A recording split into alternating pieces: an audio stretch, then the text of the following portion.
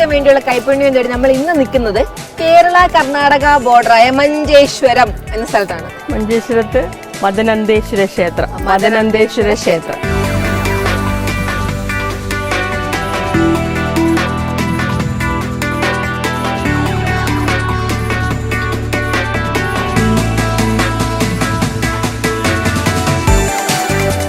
ഇവിടെ ഒരു കൊങ്കിണി കാസ്റ്റ് ഉണ്ട്. അവരുടേതായിട്ടുള്ള അമ്പലമാണ് ഇത്. ഇവിടെ നിൽക്കാനുള്ള കാരണം എന്ന് വെച്ചാൽ ഇവിടെ തൊട്ടടുത്ത് തന്നെ ഒരു വലിയൊരു സംഭവം അല്ലെ, ഒരു പാചക വിദഗ്ധ, നമ്മൾ സ്ത്രീകൾ പ്രത്യേകിച്ച് കണ്ടിരിക്കേണ്ട ഒരാളാണ്. അപ്പൊ നമ്മൾ തൊട്ടടുത്ത് തന്നെയാണ് ചേച്ചിയുടെ വീട്. അപ്പൊ നമുക്ക് അതൊക്കെ അങ്ങോട്ടേക്ക് പോകാം.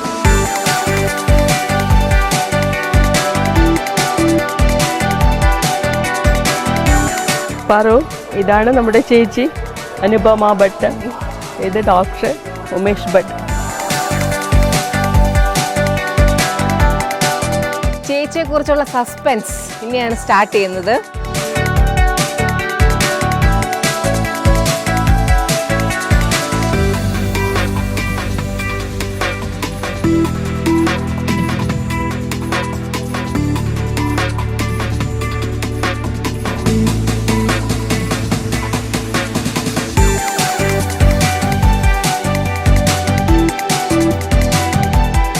ബിംബുളി, ബിംബുളി നമ്മളൊക്കെ പുളിഞ്ചിക്ക. ഇവിടെ കർണാടകയിലെ ബിംബുളി. ബിംബുളി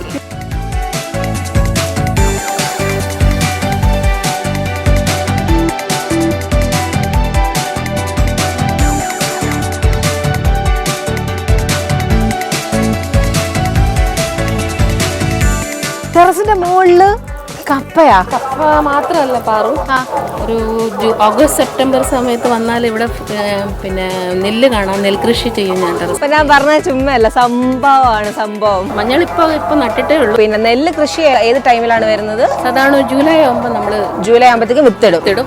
ജൂൺ 2 ജൂലൈ മഴ അനുസരിച്ചിട്ട്. പിന്നെ അത് എന്താ പറയാ, കതിര് എന്താ പറയുന്നത്, കതിര് തന്നെയാണ്. കതിര് വന്നിട്ട് നെല്ല് വിത്ത് മുളച്ച് ഇതില്ലേ, അത് പിന്നെ മാറ്റി ക്യാനിലാക്കുക, അല്ലെങ്കിൽ ബാഗിൽ നടും. എന്നിട്ട് അത് തന്നെയാണ് ഇവിടെ യൂസ് ചെയ്യുന്നത്. അല്ല, അത്ര നമുക്ക് പറ്റില്ല. നവരാത്രിയിൽ ഒക്ടോബറിൽ നവരാത്രിയിൽ ഇവിടെ പൂജയുണ്ട്. നിങ്ങൾ പുത്തരി എന്നൊക്കെ പറയില്ലേ? അറിയില്ല. ഇവിടെ അങ്ങനെയൊക്കെ ഉണ്ട്. പുതിയരി ചോറ് വെക്കും. ഓ, അതിന് വേണ്ടി യൂസ് ചെയ്യും അല്ലേ? അതിന് വേണ്ടിട്ട്. അപ്പൊ ഒരു പുതിയ അരി കൊണ്ട് നമ്മൾ പായസം വെക്കുവന്ന്. ശരി. അങ്ങനെ അനുപമ ഭട്ട്. എന്റെ ഒരു പേര് ഓർക്കുന്നുണ്ടോ? ആരാണ്?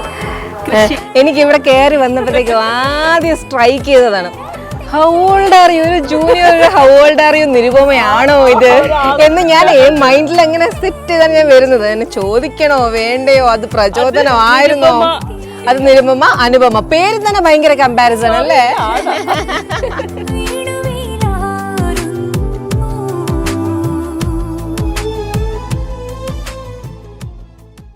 ഈ യൂട്യൂബ് ചാനൽ സബ്സ്ക്രൈബ് ചെയ്ത് ബെൽ ഐക്കൺ അമർത്തുക.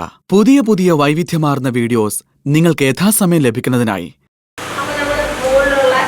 ജൈവ കൃഷി, ടെറസിലുള്ള ജൈവ കൃഷിയും 24 സെന്റ് സ്ഥലമാണ് ഇവിടെ ചുറ്റും. അത് അത്രയും കൃഷി, ഫുൾ ജൈവ കൃഷിയും നെല്ല് വരെയുള്ള കൃഷിയും പറഞ്ഞിട്ടുണ്ടായിരുന്നു. കപ്പ, നെല്ല്, പച്ചക്കറികൾ, ഓൾമോസ്റ്റ് എല്ലാ പച്ചക്കറികളും ഇവിടെ തന്നെ ഉണ്ട്. ഇവിടുത്തെ ഫുഡ് ഫുൾ ഓർഗാനിക് ആണ്. അപ്പൊ നമുക്ക് ഇന്ന് നമുക്ക് വേണ്ടിയിട്ട് കൈപ്പുണ്യം എന്താണെന്നും കൂടി ഒന്ന് അറിയണമല്ലോ അല്ലെ? ടാലന്റ് മാത്രമല്ല, നമ്മൾ കൈപ്പുണ്യം കൂടി നോക്കണം. അതെന്താണ് നമുക്ക് വേണ്ടി പ്രിപ്പയർ ചെയ്യുന്നത്? കൊട്ടിക ഉണ്ടാക്കിയല്ലോ. കൊട്ടിക എന്താണ്? കൊട്ടിക അതിനെ പറ്റി.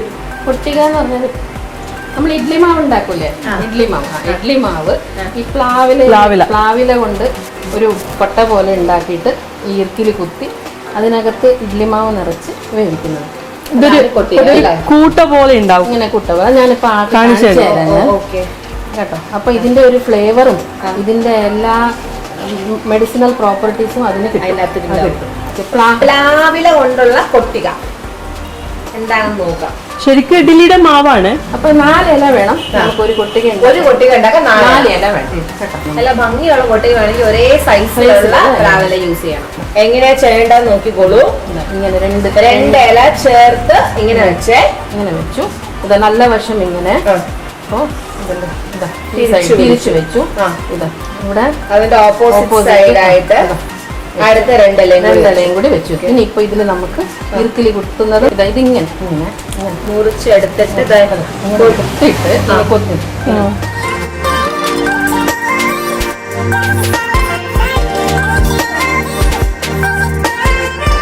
ഇനി അടുത്തതായിരുന്നു മാവിന്റെ കൂട്ടാണ് നമ്മൾ പറയേണ്ടത്. പാക്കറ്റ് റെഡിയായി. ഇനി മാവിന്റെ കണക്ക് എങ്ങനെയാണ്?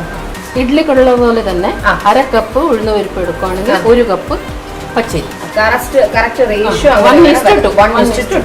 ഉഴുന്ന് പരിപ്പ് നല്ലോണം കഴുകി എടുക്കുക. 2-3 വെള്ളത്തിൽ കഴുകി ഒരു 1/2 മണിക്കൂർ കുതിർത്ത് വെക്കണം. അതുപോലെ അരി ഒരു 2 മണിക്കൂർ മുമ്പ് കുതിർത്ത് വെക്കുക. അത് ആദ്യം ഉഴുന്ന് സെപ്പറേറ്റ് ആണ് ചെയ്യുന്നത് അല്ലേ? ഉഴുന്ന് സെപ്പറേറ്റ് അരയ്ക്കുക. അതിനുശേഷം അരി നല്ല നൈസായി അരക്കരുത്, ചെറിയ റവ പോലെ, ബോംബെ റവ എന്ന് പറയില്ല, ചെറിയ റവ. എന്നിട്ട് രണ്ടും കൂടി അരച്ച് മിക്സ് ചെയ്തിട്ട് ഒരു 7-8 മണിക്കൂർ വെക്കാം. 8 മണിക്കൂർ വെക്കണം. കൊട്ടികയുടെ മാവ് അരച്ച് വെച്ചിരിക്കുന്നതാണ്. ഉഴുന്ന് പരിപ്പും തൊട്ട് റവ പോലെ ഉണ്ട്. തരിതരിപ്പുണ്ട്. നമുക്കിനി കൊട്ടികയിൽ നിറയ്ക്കാം. ഇതിപ്പോ ഇങ്ങനെ 4 സൈഡും ബ്ലോക്കായിരിക്കുകയാണ് നമ്മളിത്. ഇത്രയും ഇത് ചെറിയ വായേ ഉള്ളൂ.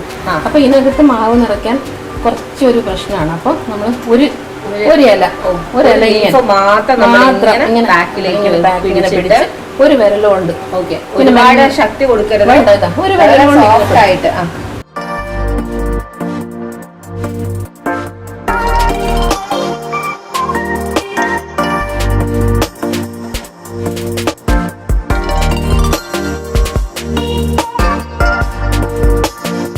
ഏകദേശം 1/2 മണിക്കൂറിനായി നമ്മൾ കൊട്ടിക വെന്തോന്ന് നോക്കാം. നമുക്ക് റെഡിയായല്ലേ?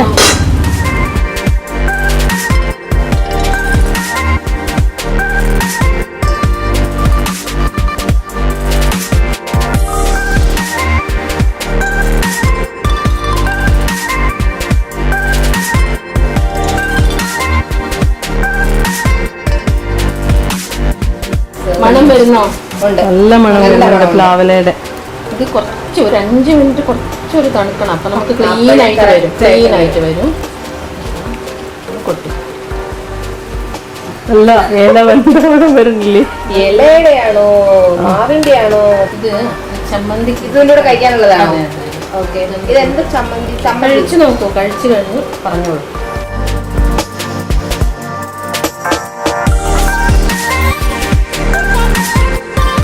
നല്ല സോഫ്റ്റ് അല്ലേ? ഭയങ്കര സോഫ്റ്റ്.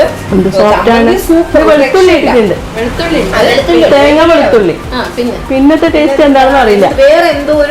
വേറൊരു ടേസ്റ്റ് എന്തോ ഉണ്ട്, കാര്യമായിട്ടൊരു ടേസ്റ്റ് ഉണ്ട്. എന്താണ്? ഇലിമ്പുളി അറിയോ? പുളിഞ്ചിക്കയാണോ? പുളിഞ്ചിക്ക. അത് പുളിഞ്ചിക്ക ചമ്മന്തിയിലായിരിക്കും. പുളിഞ്ചിക്ക. ഇരുമ്പുളി ചുട്ടെടുക്കുക. ഗ്യാസിലോ അടുപ്പിലോ എവിടെയായാലും പ്രശ്നമില്ല. ചുട്ടെടുത്തിട്ട് കുറച്ച് തേങ്ങ, കാന്താരി ഉണ്ടെങ്കിൽ നല്ലതാണ് കേട്ടോ. കാന്താരി, പിന്നെ പച്ചമുളകാണെങ്കിൽ പച്ചമുളക്, പ്രശ്നമില്ല ഏതായാലും. പിന്നെ ചുട്ടെടുത്ത ഇരുമ്പുളി, കുറച്ച് ഉപ്പ്, 2 വെളുത്തുള്ളി ചേർത്ത് അരച്ചാൽ മതി. നമ്മുടെ വെളിച്ചെണ്ണ അവസാനം ഉറ്റിച്ചു കൊടുത്താൽ മതി. അപ്പൊ അതിശയം. ഇത് തോവയെന്ന് പറയും. പരിപ്പ് ഉപയോഗിച്ചുള്ള ഇതില്ലാതെ നമുക്ക് ഒരു ദിവസം പോലും പുലരൂല. ദിവസവും വേണം. സാധാരണ കൊങ്ങികളുടെ വീട്ടില് തോവയില്ലാത്ത ദിവസമില്ല. ഇത് തോരപ്പരിപ്പ്. പരിപ്പ് നല്ലോണം വേവിക്കും, നല്ലോണം ഉടഞ്ഞു പോണം. മഞ്ഞപ്പൊടി ഇടും? ഇല്ല മഞ്ഞപ്പൊടി ചേർക്കില്ല. ഇല്ല മഞ്ഞപ്പൊടി ചേർക്കില്ല നമ്മള്. ആ പരിപ്പ് വേവിച്ച് അതിന് പച്ചമുളക് ഉപ്പൊക്കെ ഇട്ട് ഒന്ന് തിളപ്പിച്ച് ഇതിന്റെ ടേസ്റ്റ് ഒക്കെ ഉള്ളത് ഇതിന് നമ്മൾ ചേർക്കുന്ന താളിച്ചിടൂലേ, അതാണ് ഇതിന്റെ ടേസ്റ്റ് വരുന്നത്. അനുപമ ഭട്ട്, പേര് കിടിലം, പ്രവൃത്തി നമ്മള് ടെറസിലും ഇതിലൊക്കെ കണ്ടു. പ്രവൃത്തി ഗംഭീരം, കൈപുണ്യം അതിഗംഭീരം. ഈ യൂട്യൂബ് ചാനൽ സബ്സ്ക്രൈബ് ചെയ്ത് ബെൽ ഐക്കൺ അമർത്തുക. പുതിയ വൈവിധ്യമാർന്ന വീഡിയോസ് നിങ്ങൾക്ക് യഥാസമയം ലഭിക്കുന്നതിനായി